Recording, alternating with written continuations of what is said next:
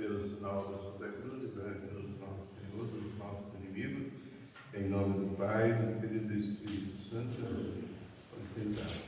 Fiéis de nosso Senhor Jesus Cristo, estamos no terceiro domingo depois da Epifania.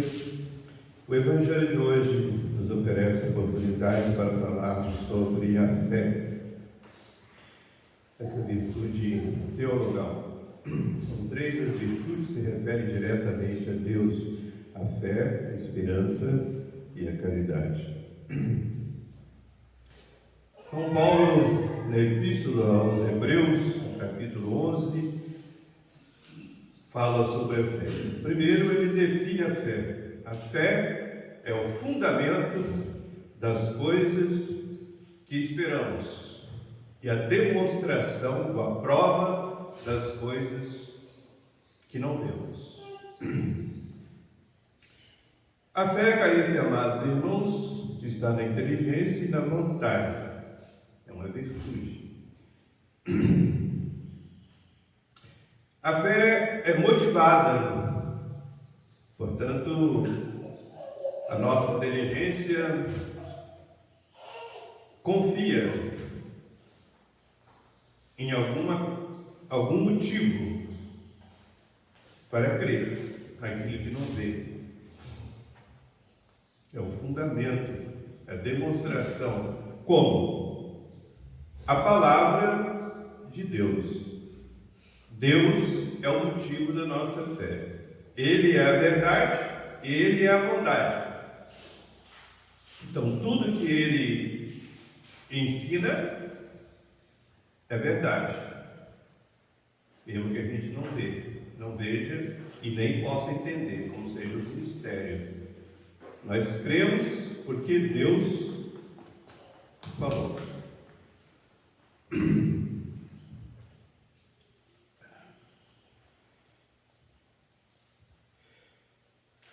No Antigo Testamento, desde o início do mundo, já havia fé. Antes mesmo de existir a Bíblia Sagrada, São Paulo vai dando exemplos de pessoas que tiveram fé viva, suas santos, porque o justo, o santo, vive da fé. Assim ele começa com Abel, filho de Adão e Eva.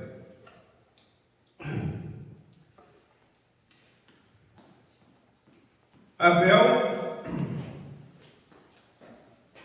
acreditava em Deus. São Paulo diz que pelas coisas visíveis eles chegavam ao conhecimento do invisível, que é o Criador, o Senhor de tudo. E por isso sentiam-se na necessidade de reconhecer esse domínio do soberano Senhor. E aí eles ofereciam sacrifícios. Caim, irmão de Abel, também oferecia sacrifício, e ele acreditava. Só que ele era mau. Então a fé tem que ser acompanhada das obras, das boas obras. Uma fé sem obra, diz São Tiago, é morta. Pois bem, Caim cuidava do campo, da lavoura, e oferecia a Deus o que ele tinha de pior. Certamente levado pela avareza, ele não tinha disposição, de oferecer o que ele tinha de melhor para Deus, o que seria o normal. Então, a sua fé de nada valia, porque ele tinha o coração mau, avarento. E, portanto, Deus não o abençoava, e a sua lavoura não prosperava. Abel cuidava, era pastor, cuidava das ovelhas, dos rebanhos, e tudo prosperava. porque ele oferecia a Deus o que ele tinha de melhor. A fé acompanhada das boas obras. Seu irmão, Caim, que era mau, encheu-se de inveja e o matou. E São Paulo diz, até depois de morto, Caim, ou melhor, Abel ainda falava. O seu sangue falava. O seu sangue demonstrava que ele tinha um coração bom. O seu sangue derramado pelo seu irmão demonstrava que ele tinha uma fé viva e viveu a sua fé oferecendo o que ele tinha de melhor a Deus. Depois, São Paulo vai dando outros exemplos. Enoque, um homem de coração bom, um homem santo, uma fé viva, por isso ele vivia louvando a Deus, o Criador de tudo, agradecendo a bondade infinita de Deus. E Deus lhe deu a recompensa de ser levado deste mundo sem passar pela morte. Isso pela fé viva que esse homem tinha, lá no início da humanidade. Mesmo antes, portanto, de Moisés escrever os 5 primeiros livros da Bíblia. Não havia Bíblia. Havia um mundo que Deus criou e através das coisas criadas, das grandezas, das montanhas, dos oceanos, da beleza das flores, do canto das árvores, enfim, de tudo, de todas as maravilhas que há sobre a terra, os bons chegavam ao conhecimento de que existia um Deus, um Criador de tudo isso. Tudo isso não poderia existir sem um Criador, sem nada, sem um poder superior. E por essa fé no Criador, no Senhor de tudo, eles viviam santamente. Depois, São Paulo fala em Noé. A humanidade caíra no pecado, porque os bons se misturaram com os maus, e a terra se entregou aos pecados da carne, e Deus determinou o dilúvio para exterminar aquela humanidade. Só a família de Noé permaneceu firme pela sua fé. E Deus mandou Noé construir uma arca para que ele se salvasse, ele, a sua esposa, os seus 3 filhos, que também eram casados, portanto 8 pessoas. Porque todo o resto ia morrer. E Noé acreditou que era Deus que estava mandando. Durou um século. Todos roubavam dele, vendo ele construir a arca. Mas a sua fé era firme. Deus falou. Então ele acreditou naquilo que não via, porque ia acontecer muito tempo depois. É a fé. Ele vivia santamente, portanto tinha uma fé viva e vivia a sua fé. E quando falamos em fé, há um destaque especial para Abraão. E logo São Paulo lembra de Abraão.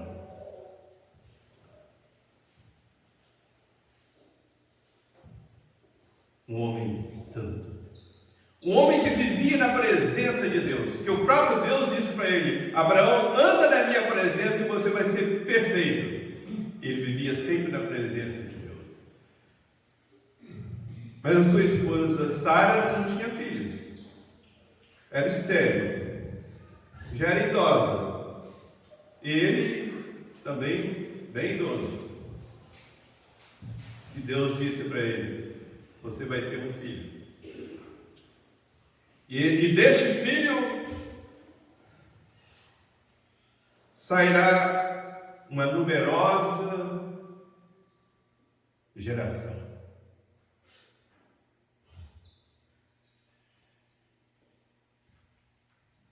Incontável, como são as estrelas do céu, como são as areias dos oceanos. E Abraão acreditou. Era Deus que estava falando.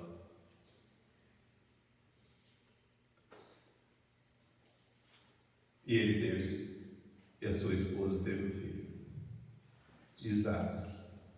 Pois bem, naquele filho estava colocadas as promessas de Deus. Gerações e gerações. E dessas gerações sairia o Salvador do mundo, o Messias. E ele acreditou. Ele viu ao longe o Messias pela fé. Fundamento, demonstração ou prova daquilo que não vemos. É como se ele visse Jesus. Tal era a sua fé. Mas Deus lhe deu uma prova ainda maior. Deus disse: toma o seu filho Isaac e ofereça-o em sacrifício a mim, lá em cima da montanha. E ele não duvidou. A sua fé lhe garantia que se Deus fez aquela promessa, se daquele filho nasceriam gerações e gerações inumeráveis, como as areias do mar e como as estrelas do céu, ele acreditou que nosso Senhor poderia ressuscitá-lo depois. E ele já ia sacrificando o seu filho, e nosso Senhor disse para ele através de um anjo: basta, Abraão, está aprovada a sua fé.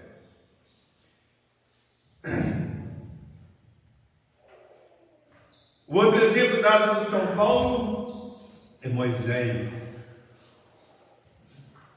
Coisa admirável. Todos sabem que Moisés, pela ordem do faraó, lá no Egito, o povo de Deus estava na escravidão lá no Egito, né? E o faraó tinha mandado matar todas as crianças dos egípcios. Então, seus pais, também movidos pela fé de São Paulo, né, acreditaram que o seu filho seria salvo e colocaram numa cesta e colocaram no rio. A filha do faraó o encontrou e o adotou como filho e levou para o seu palácio. Quando Moisés cresceu, ele era rei, era um príncipe, né? Pois foi adotado pela rainha, então era um príncipe. Ali no meio do ouro, dos prazeres, das festas, até que ele descobriu que ele era do povo judeu, daquele povo que estava sendo escravizado. E pela fé, ele renunciou a todos aqueles prazeres pecaminosos e preferiu ser escravo com o seu povo. E pela fé, ele mesmo livrou este povo daquela escravidão, atravessando a pé enxuto o Mar Vermelho. Tudo pela fé de São Paulo.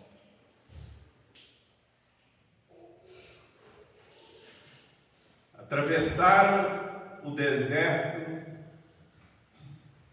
por 40 anos.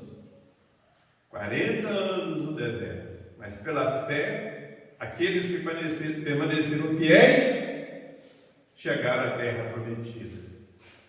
Mas tinham ali, logo na divisa, atravessando o Rio Jordão, havia uma cidade fortificada, que era Jericó, a cidade mais antiga do mundo. E pela fé, diz São Paulo, por ordem de Deus, deram 7 voltas em torno das muralhas.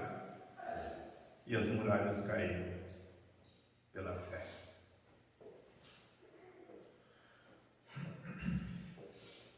São Paulo diz: eu poderia falar sobre muitos outros exemplos dos profetas, dos juízes, de Samuel, de Davi, mas não há tempo. E eu aqui muito menos na prática. Mas depois ele fala sobre todos aqueles que morreram mártires, que foram açoitados, foram presos, que foram cerrados ao meio, muitos nos desertos cobertos com peles de cabras, errantes, mas não perderam a fé. E pela fé morreram pelo amor a Deus. Caríssimos e amados irmãos, isso no Antigo Testamento. E agora, depois que Jesus veio ao mundo, no Antigo Testamento, como nós vimos, lá no início, eles tinham fé pelas coisas criadas, acreditavam no Criador.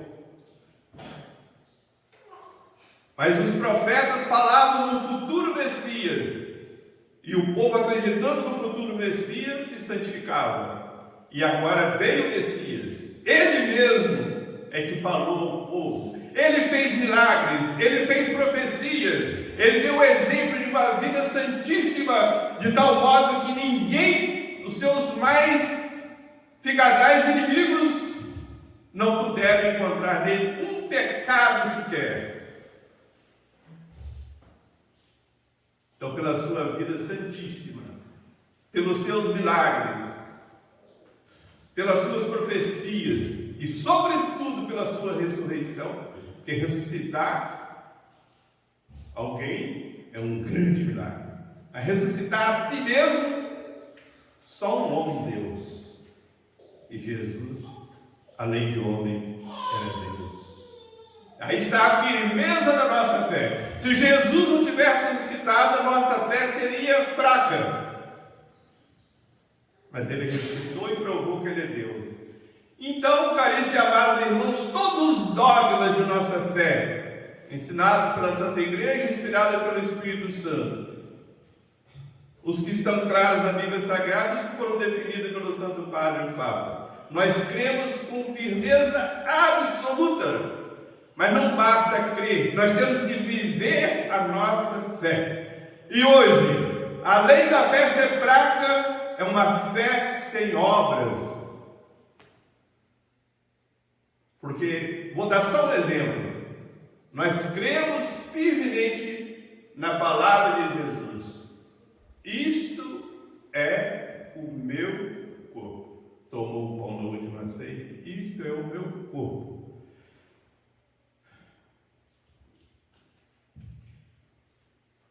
Depois disse para os apóstolos: fazei isso em memória de mim. Isso eu acabei de fazer, vocês vão fazer. É a Santa Missa.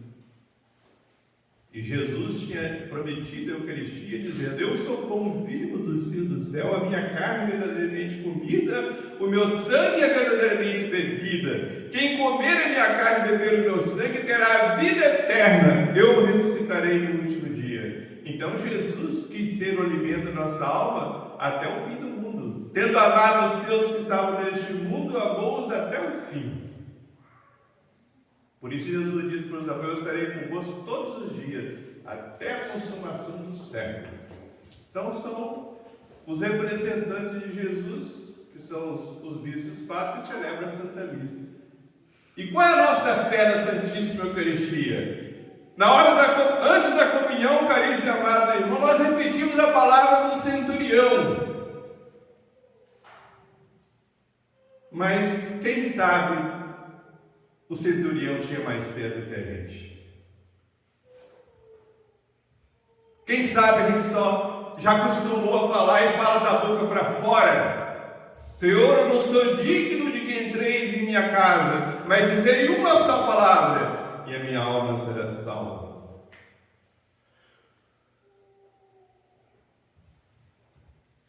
Então, caríssimos e amados irmãos, terminemos com esse pedido que os apóstolos fizeram e que nós, com muito mais motivo, devemos fazer e fazer sempre. Senhor, aumentai a nossa fé.